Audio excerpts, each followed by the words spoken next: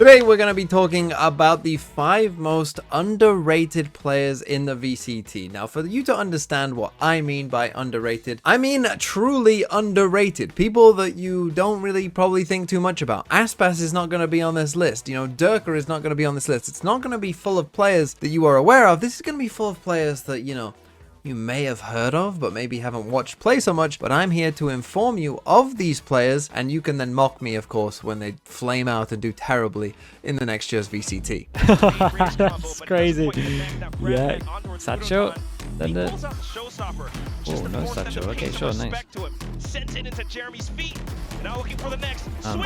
I like this, so I do think G have a way better understanding. So let's kick off the list with a player that you might not have heard of, particularly if you're not in Pacific or Korea, and that is UdoTan. Now this one is an absolute, you know, homage to our old friend here at Acend, Elevated Speaks, because UdoTan is now playing for Global Esports, of which Elevated is the assistant coach, and this is based off his recommendation that UdoTan is a super unknown, underrated player and is incredibly good, according to Elevated Speaks. So therefore, I'm excited to, you know, talk about UdoTan, who I'm sure most of you haven't heard of, and that means that he is underrated. He did play for Rare Atom before. He has now joined Global Esports. This is his first chance in Tier 1, but I'm excited, and going off the word of Elevated, he seems to really believe in UdoTan. Coming in at number 4 is a player that, if you've been around for a while in Valorant and, you know, really watched the scene even back a couple years ago, you might have heard of this player, and that is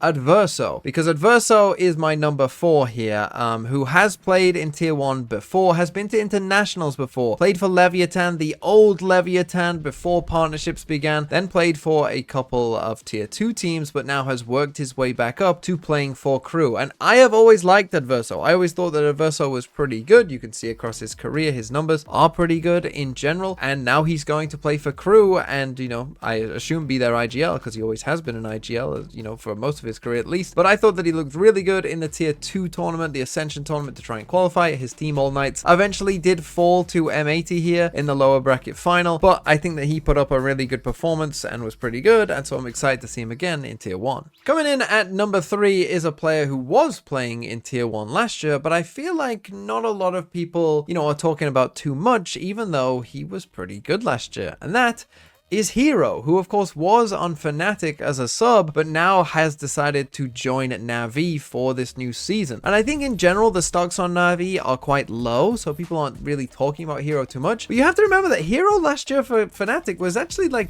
one of their best players when he was playing. Like, legit, no joke. He was really quite good. And so I find it interesting that people aren't really talking about Hiro, who last year I think on Fnatic proved that, like, yeah, he's a good Tier 1 player, but yet no one seems to be recognizing that, like, oh, Na'Vi, good pickup. You picked up this good Tier 1 player who was playing for a good team last year, right? Maybe it's because he was a sub, and, you know, of course he's not Leo, because no one is Leo, but he was still really quite good. And so I think he's being kind of underrated right now, and I think that Na'Vi in general might be a little bit underrated right now. Okay, coming in at number 2, if you've watched any of my Plat Chat performances over the past couple months, you'll know that I've been pretty high on one player in particular. And that one player has moved across the world to go and play for Leviathan, and that is Nank. Now, the reason that I'm so high on Nank, and we are here on the Ascend channel, and Nank absolutely destroyed Ascend in their Ascension bid in, what was it, 2023. He basically solo-willed Gentlemates to winning that Ascension, and then even when he was on Gentlemates last year, he was good. And the reason that I think people won't know about Nank or won't be so familiar with, you know, if he's any good or not, it's probably because they just didn't watch a lot of Gentlemates last year. They probably just weren't watching, right? But the thing is, you go and check Natank's stats from last year, he's like a top 10 player in EMEA on a team that wasn't very good, right? So that means that the rest of his team is constantly dying. He's in unfavorable situations, all of that. He wasn't even necessarily playing like hard carry roles all the time. He was often playing flex or support. You know, sometimes he was playing Phoenix, it must be said. But, you know, he wasn't on that primary duelist role for, you know, most of the time either. So his numbers are really quite good, and he is just good and passes the eye test, and his peak performance is absolutely exceptional. So that's why Nank is my number 2. But my number 1 player on this list of the most underrated players in 2025 is a player who, honestly, I think there's a large gap between everyone and himself on this list, and he is the obvious number 1 choice, and you may have never even heard of this player.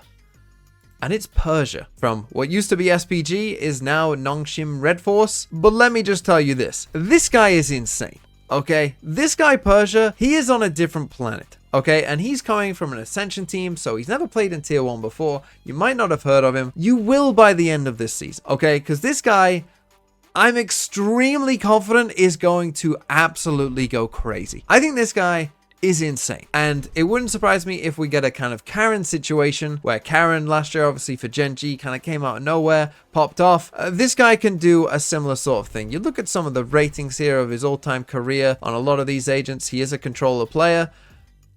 They're pretty insane, and he is incredibly good, and I would expect that to continue to be the case here as we go forward, because I think that Nongshim could really upset and surprise some people this next season, and he is going to be a big reason why. So that is my list for the top 5 underrated players. I hope that I've picked a list here of, you know, names that you might recognize but not really, you know, be too familiar with, so that you can really, you know, watch out for these players as the season comes along, because I think that, you know, some of these players probably will surprise you, and particularly Persia, I think, will be incredibly good. But that is just my list. Let me know in the comments down below of any players who I potentially missed who would be on your underrated players list, and subscribe to the Acend channel for more.